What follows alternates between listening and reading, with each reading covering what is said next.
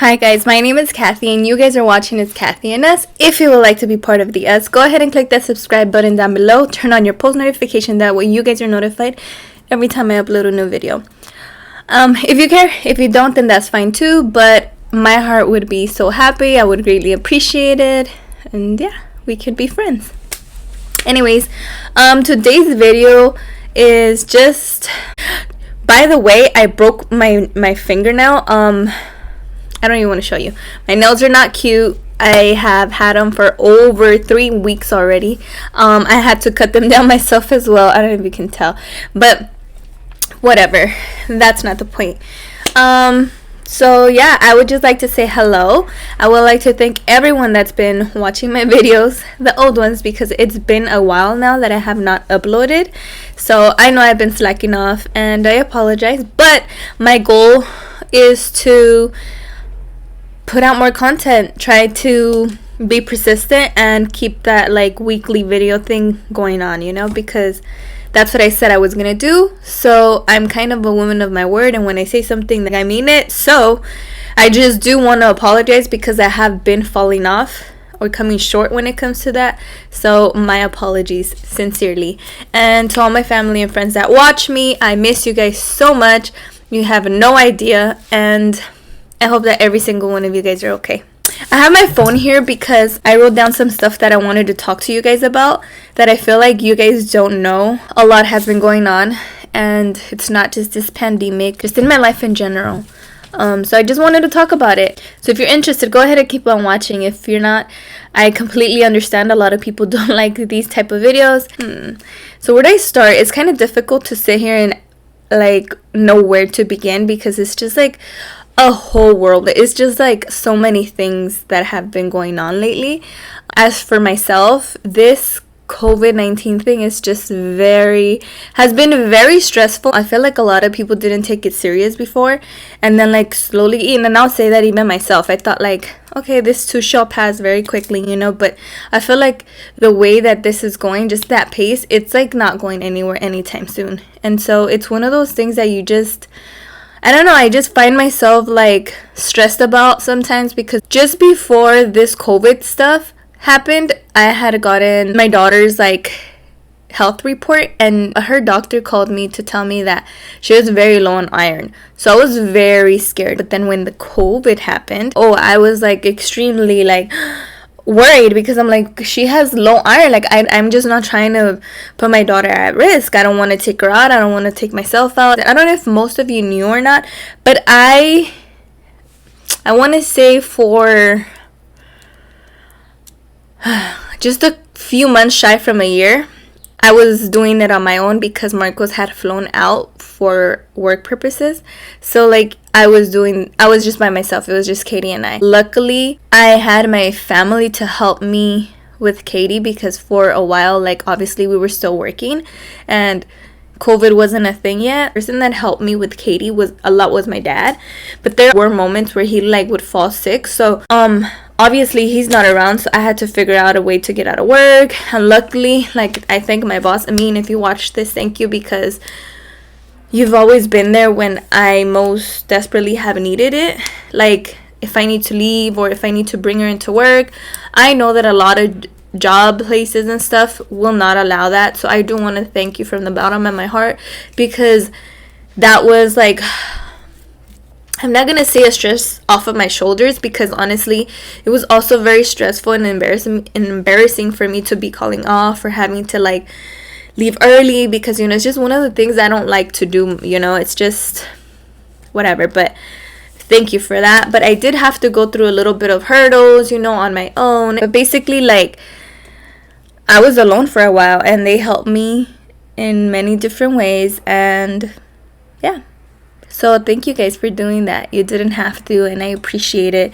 You guys didn't leave me alone. Then after a few weeks, like, I had to stop working. Obviously, we had to close down for a bit and all of that stuff. And so I had to stay at home. It's something that I had to get used to, you know. It's a struggle to get used to, especially for me, because being home was not something that I did a lot. Staying home maybe once a week. I mean, during the week, of course, Monday through Friday, I will wake up, make sure Katie's ready, take her to school, get to work, then out of work, then pick Katie up, and like that, you know. So it was just like one of those daily routines that, like, of course I'm home, but like, if I don't know if that makes sense, but on the weekends it was the opposite. On the weekends I did not like to be home. I like to be out and about, enjoying family, enjoying time with friends, just, you know, just doing things, staying active. Not active in like working out, but just like being up and down, if that makes sense. There was one thing that always made me sad, which was like the fact that because I was always working 9 to 5, 9 to 6, I had limited time to be able to spend time with my daughter.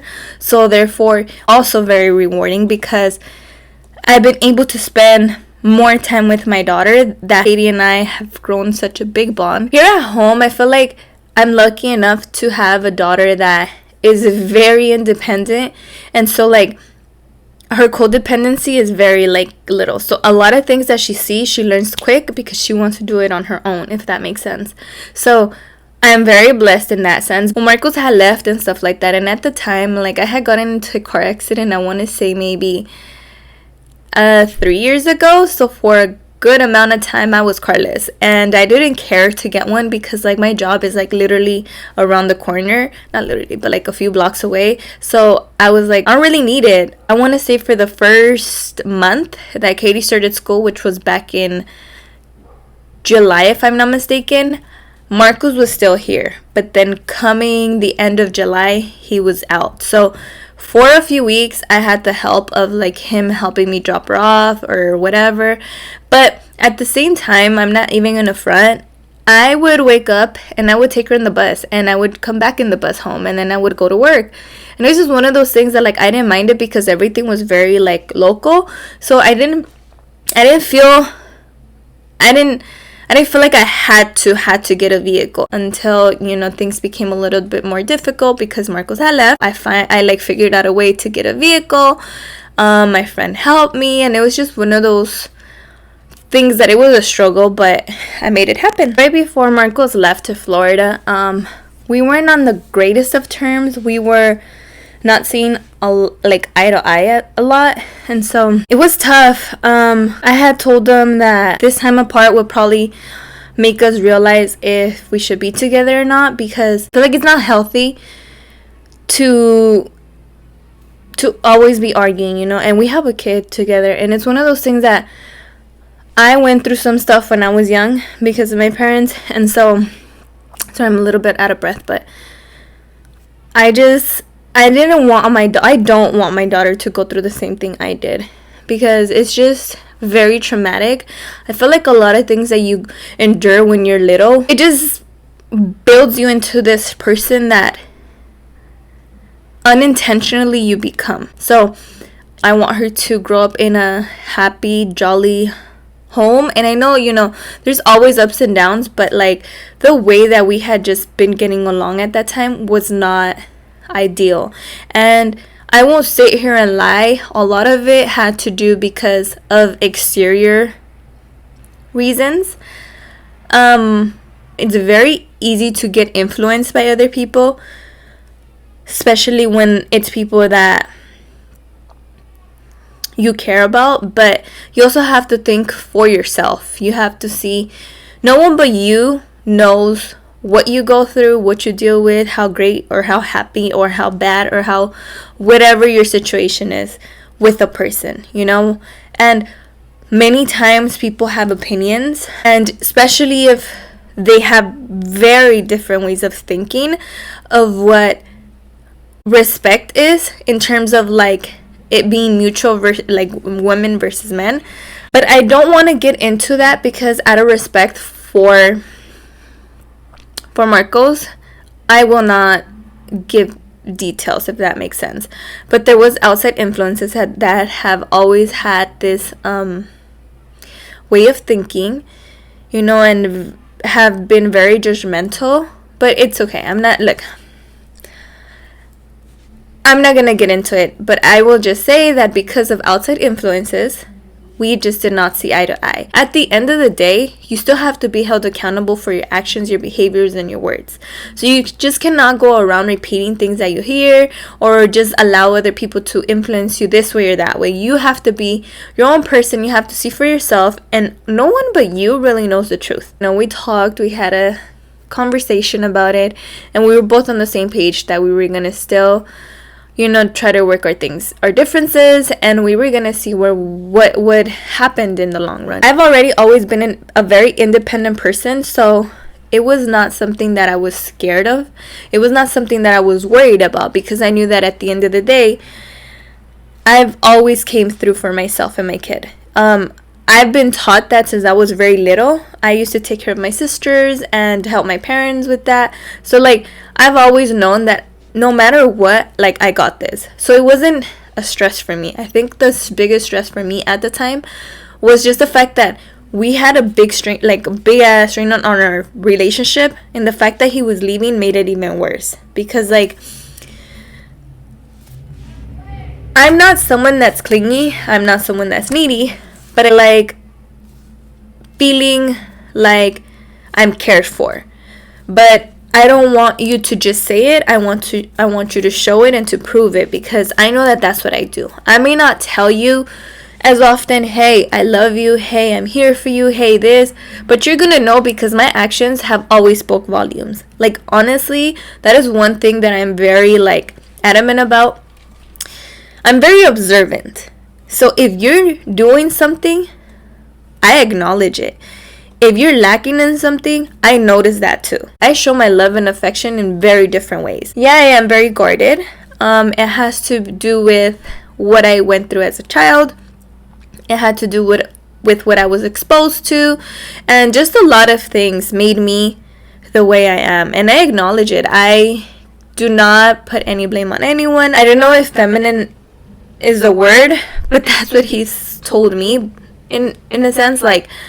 You should hug me and tell me you love me and you miss me, and wrap your arms around me and kiss me and all of that. And for a while I did, but then when things started, when I just saw fishy behaviors, I myself, before I pull away, I let you know. I'm very upfront. So with him, I was very honest. Every time I felt like you're coming short, I would let it be known. I feel like that's why Katie is too. She likes to do things for herself, and that's something that I'm very proud to say that I'm happy she has of me, because I think it's a very good quality to have, where you feel like you don't feel like you need to depend on people, because you got it, and it's amazing to feel like you can do it for yourself.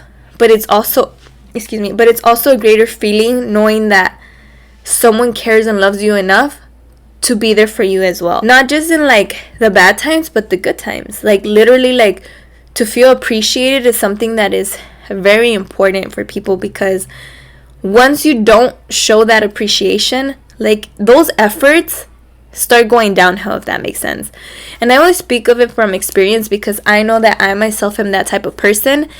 If I acknowledge the fact that you're trying, that you're working hard, that you're really trying to put a smile on our faces and everything, I will love you forever. I will do the most I can. I will be there for you. I will not sugarcoat things though. When I have a different opinion about something, I'm going to let you know straightforward. I'm going to be very honest with you, and I'm going to tell you, hey, I don't think this, or I don't think that, or what's up with this, or what's up with that. You know what I mean? I'm that type of person. But at the same time, I can also be very protective, because I feel like I care about my people. I care about my friends. I care about my family. And if I feel like something is not right, and when I feel like the vibe is off, I just quickly become this person and I'm okay, what can I do? What do we do? How can we fix this? What's going on? You know how I told you I'm very observant? I mean it. Only halfway, so I'm just gonna cut it here and continue in next week's video. Bye.